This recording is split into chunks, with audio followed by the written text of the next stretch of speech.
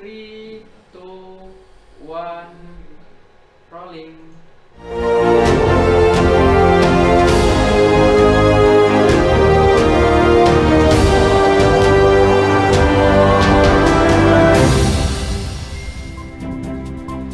Bismillahirrahmanirrahim. Assalamualaikum warahmatullahi wabarakatuh. Alhamdulillahirabbil alamin. Allahumma shalli ala Muhammad wa ala ali Muhammad. Pemirsa, salam jumpa kembali di program Kabar Petang KC News edisi Jumat 30 Juli 2021. Seperti biasa, kami akan menemani Anda membaca dan menelaah hal paling menarik hari ini bersama narasumber yang berkompeten dan tentu dari sudut pandang Islam. Bersama saya Muhammad Fadilah Abdussalam, inilah Kabar Petang selengkapnya.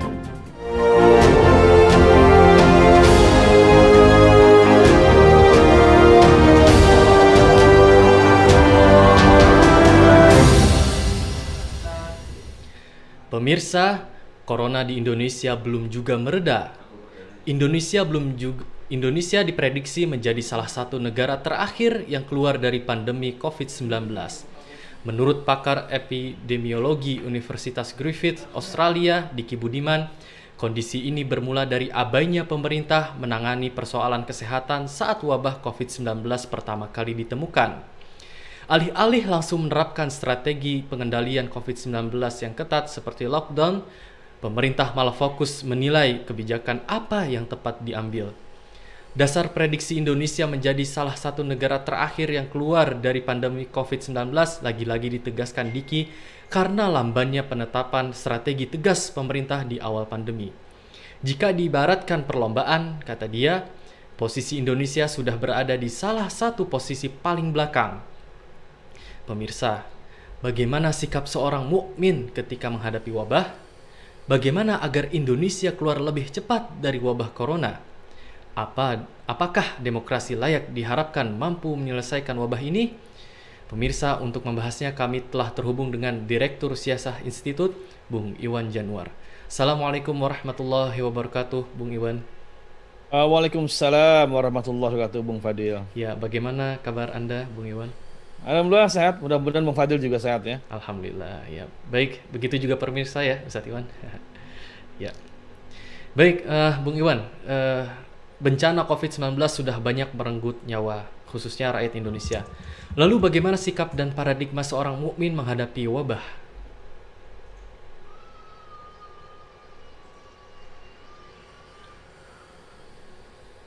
Baik, Bismillahirrahmanirrahim. Pemirsa Khilafah Channel yang dimuliakan Allah Subhanahu wa Ta'ala. Jadi memang kita ini sekarang masih dalam kondisi suasana pandemi yang cukup akut, boleh katakan demikian ya. Karena memang kita ini ternyata dilihat oleh banyak orang itu sebagai epicentrum ya dari pandemi. Jadi hal yang sangat luar biasa. Nah, secara mental ya, kita sebetulnya sebagai kaum muslimin ini sudah memiliki tuntunan di dalam menghadapi berbagai macam musibah. Jadi wabah ini sebagai muslim kita harus tempatkan sebagai musibah. Dan terkait dengan musibah, bahwa kita sebagai muslim patut bersyukur karena sudah diberikan panduan, ada user manual yang diberikan oleh agama ini baik dalam Quran maupun sunnah yang memberikan tuntunan yang luar biasa. Jadi yang pertama, sikap seorang muslim pada saat kita sekarang ada dalam pusaran wabah, dalam kondisi musibah seperti ini, kita tentu harus ridho, menerimanya sebagai sebuah ketetapan dari Allah Subhanahu wa Ta'ala. Karena sikap ridho inilah yang sebenarnya nanti akan kemudian menguatkan diri kita untuk tenang. Sementara kan untuk imun itu naik, kita butuh ketenangan. Nah, kalau seorang muslim dia kembali kepada ketetapan Allah Subhanahu wa Ta'ala, ini adalah merupakan qadarullah, dia akan ridho. Yang kedua juga dia harus sabar menerima keadaan ini. Apakah dia yang sedang sakit, ataukah kerabatnya ya, ataukah juga mungkin kawannya, seperti itu, maka harus kemudian sabar. Kalau yang sakit adalah dia yang bersangkutan, tentu harus sabar dan memahami bahwasanya tidaklah mungkin Allah menimpakan musibah, melainkan pasti ada kebaikan di dalamnya. Kalau kita perhatikan, Nabi SAW dalam satu hadis sahih itu mengatakan inna idzamal jaza ma idzamil bala. Sesungguhnya besarnya pahala yang akan Allah berikan itu bergantung pada besarnya ujian. Jadi kalau semakin besar ujian dan dia sikapi dengan ridho, dengan sabar, semakin besar lagi pahalanya. Kemudian juga Nabi memberikan tuntunan bahwa memang ketika Allah mencintai satu kaum, maka Allah memberikan ujian pada kaum tadi. Nabi bersabda, "Innallaha idza habba qauman ibtalahum." Nabi katakan bahwa kalau Allah mencintai satu kaum, maka Allah kemudian timpakan, Allah berikan ujian pada kaum tadi. Ya. Nah, ini yang pertama, jadi harus ridho, kemudian sabar dan mensikapi bahwa semua ini memang merupakan bagian dari ketetapan Allah Subhanahu wa taala. Dengan begitu dia tidak akan muncul keluh kesah, apalagi kemudian merembet sampai menjadi stres dan depresi yang berkepanjangan. Udah, kita harus ridho, kemudian sabar.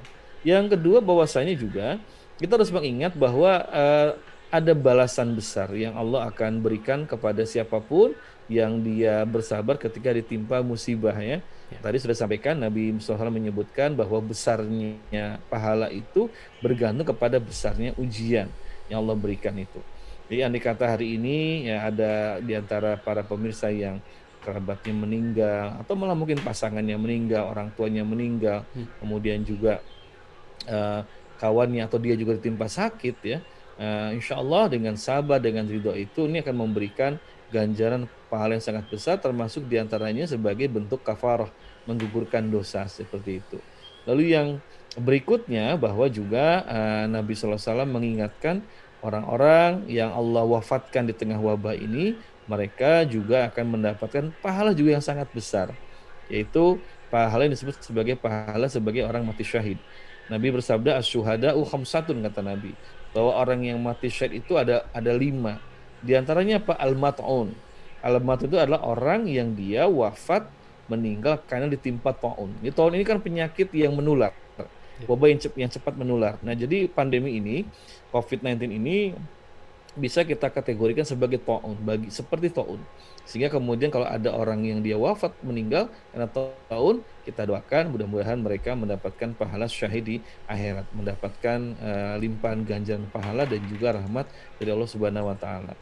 Dan yang berikutnya terakhir tentu saja bahwa harus ada ikhtiar yang masih dilakukan.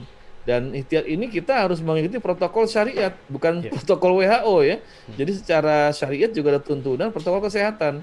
Misalnya apa? Nabi SAW itu meminta kita untuk menghindari tempat-tempat yang di sana itu ada potensi wabah ya, kerumunan ya, dan segala macam kita hindari.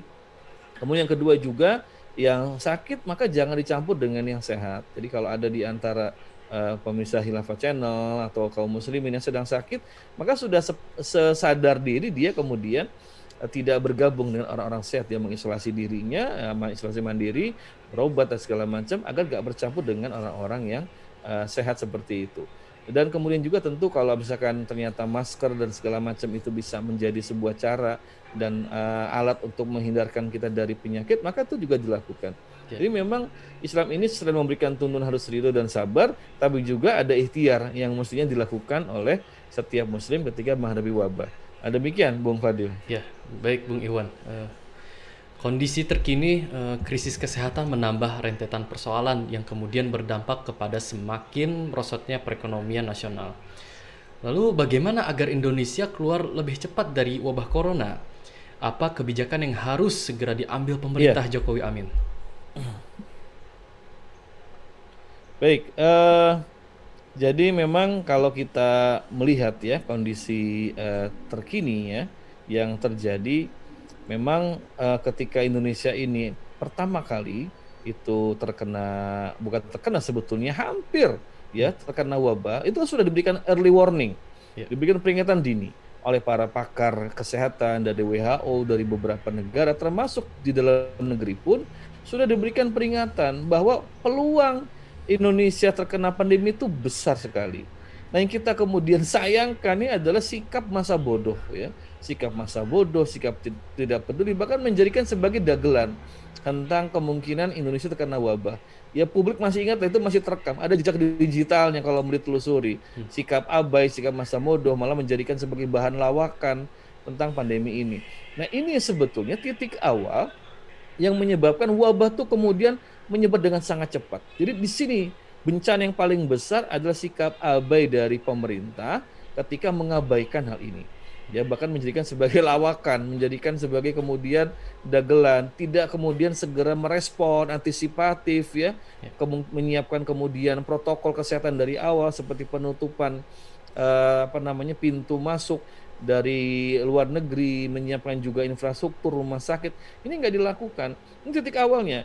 Kemudian yang kedua, juga tidak punya visi, misi, dan strategi yang jelas. Apa yang mesti dilakukan ketika kemudian andai kata wabah ini masuk. Dan ini sampai sekarang berkelanjutan. Coba kita lihat ya, bagaimana menjadi pimpinan di dalam menghadapi wabah ini kan terpecah ya. Ada Menteri Kesehatan, ada Satgas Covid, ada juga tim yang dipimpin oleh Luhut dan Erlangga Hartarto seperti itu. Ini siapa yang sebetulnya bertanggung jawab dalam masalah ini? Ini kan nggak jelas. Masalah vaksin, penanganan wabah ini sama sekali nggak jelas. Saya yang bertanggung jawab secara utuh gitu kan. Bahkan juga Presiden juga ikut juga sampai ngontrol obat di apotek-apotek kecil seperti itu. Ini gambaran bahwa tidak jelasnya strategi, visi, dan misi Indonesia di dalam menghadapi wabah ini. Sehingga akhirnya terus bergulir sampai sekarang sudah 2 tahun lebih kita masuk ini. Ya nggak tuntas-tuntas, bahkan tadi ya dikatakan oleh beberapa pengamat kesehatan, pakar kesehatan bahwa kita ini sudah menjadi epicentrum wabah, yang kedua juga bisa jadi negara yang paling akhir keluar dari bencana, dan yang sudah nyata banyak negara sudah melarang warganya ke Indonesia dan juga bahkan menutup pintu negara mereka dari kedatangan warga dari Indonesia. Bahkan beberapa negara sudah memulangkan warganya dari Indonesia. Nah, ini yang kita herankan, kenapa kemudian tidak menjadi peringatan keras, tidak mengambil pelajaran, malah mengedepankan kebijakan ekonomi, pariwisata dibuka, ekonomi dibuka, sehingga akhirnya apa? Ekonomi tidak maju ya, sementara warga banyak terpapar bahkan meninggal. Ya apa artinya ekonomi maju kalau warganya banyak sakit dan meninggal? Dan sudah jelas kalau warga sudah sakit, meninggal, ekonomi tidak akan muncul, tidak akan bergulir roda ekonomi seperti itu. Jadi memang ketidakjelasan visi misi, dan memang yang paling jelas itu terlihat sangat mengedepankan ekonomi ketimbang penanganan medis seperti itu. Ini kita sayangkan. Begitu, Bung Fadil. Ya, baik Bung Iwan. Krisis kesehatan dan krisis ekonomi telah mengajarkan kita bahwa kapitalisme telah gagal sebagai sistem dalam tatanan masyarakat dunia yang dapat melindungi dan mensejahterakan rakyat miskin. Apakah demokrasi layak dipertahankan dalam menyelesaikan wabah ini, Bung Iwan? Iya. Jadi kalau kita perhatikan, Indonesia ini begitu kental dengan sebetulnya sistem ekonomi kapitalisme begitu ya. Dan boleh katakan ini ekonomi kapitalisme sangat barbar, sangat brutal sekali seperti itu. Kenapa saya katakan barbar dan brutal ya? Karena negara lain seperti Amerika yang kapitalis, bahkan Eropa kapitalis, itu mereka tetap mengedepankan penanganan wabah secara medis dulu, secara kesehatan. Jadi yang menjadi kemudian panglima mereka di dalam penanganan wabah ini tetap kesehatan.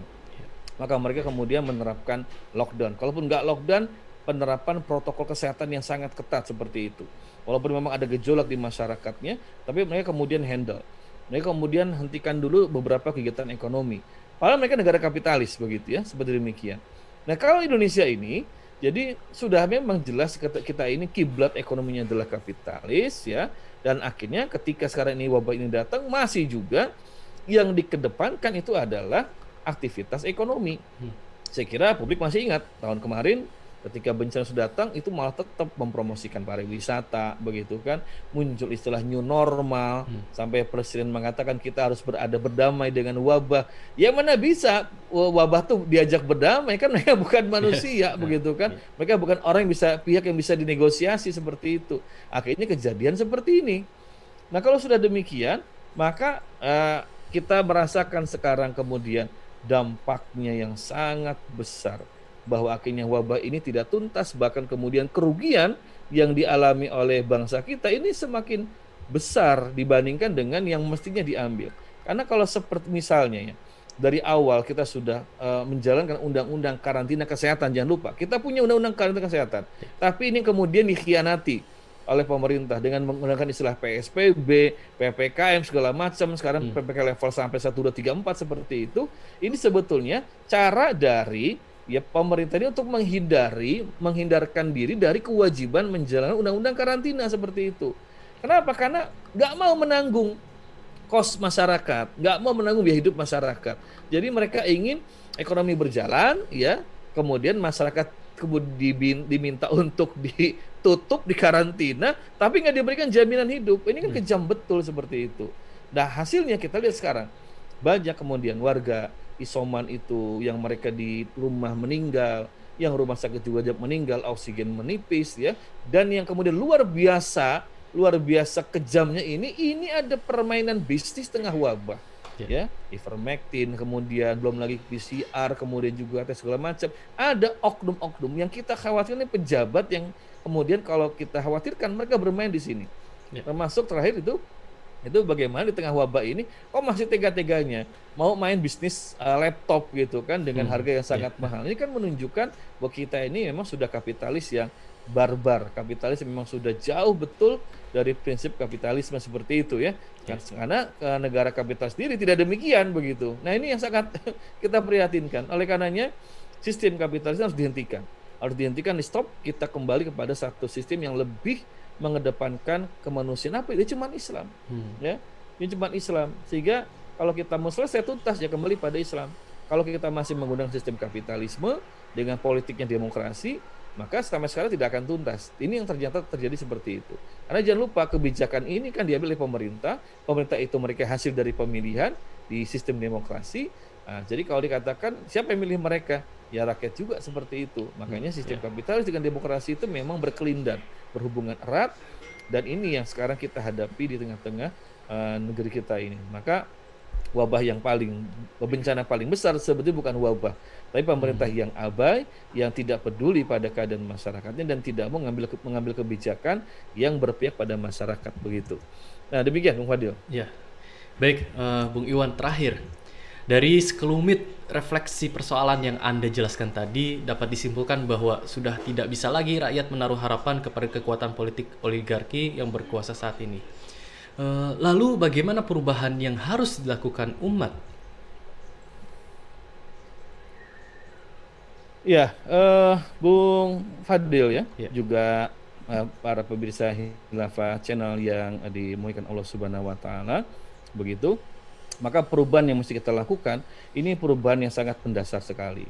Yaitu bagaimana mestinya negara dan masyarakat itu menempatkan diri sebagai pelayan, sebagai pihak yang meriayah, yang memberikan servis pada publik. Dan yang servis pada publik yang paling tinggi itu adalah keselamatan, nyawa masyarakat seperti itu. Bukan ekonomi. Tidak ada artinya mempertahankan pertumbuhan ekonomi kalau rakyatnya mati seperti itu.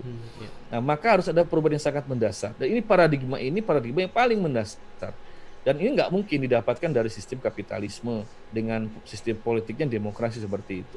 Jadi andai kata kita ingin lepas betul-betul tuntas dari persoalan ini, bukan cuma masalah wabah tapi juga yang lain, memang harus ada perubahan yang paling mendasar paradigmanya.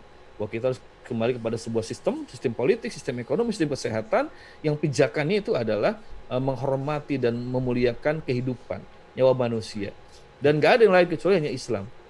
Makanya wabah ini jadi satu kesempatan kita melakukan satu kontemplasi, ya, merenung, berpikir, ya, supaya bahwa ternyata pemerintahan yang ada ini sudah gagal, yang kemudian juga sistemnya juga sudah gagal, bahkan ada aturan pun disiasati agar lepas dari tanggung jawab. Maka tidak ada yang bisa diharapkan kecuali satu adalah kembali kepada ajaran Islam. Karena Islam ada sistem kehidupan yang komplit, ekonominya, kesehatannya, politiknya, dan terutama adalah dengan landasan iman.